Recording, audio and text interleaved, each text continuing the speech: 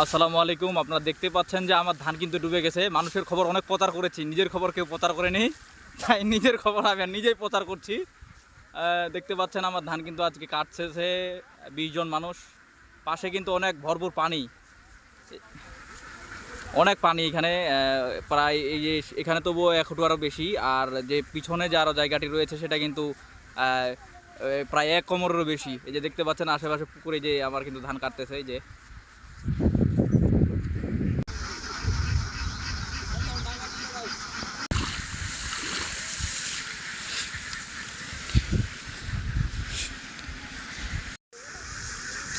এই যে আমার ধান 25,000 টাকা কম বেশি 2 বিঘা মাটি কাটার জন্য 25,000 টাকা দিতে হবে।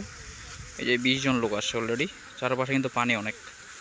এই যে যেটুকু কাটে আসছে ওটাকে প্রায় 1 কোমর পানি, এদিকে একটু ডাঙা, এই জন্য 1 হাঁটু আরও বেশি পানি এখানে, 1 হাঁটু আরও বেশি। আর পাশে মধ্যখানে যে একটি খাল রয়েছে সেখানে কিন্তু 1 কোমরের বেশি পানি হবে। সেটি কিন্তু এখন আমি ওদেরকে বলিনি, তবে ওরা কাটলেই বুঝতে পারবে ধানগুলো যখন কাটা শুরু করবে। তো এই যে পাহাড়ের উপরে কিন্তু সব ধানগুলো উঠায় রাখছে।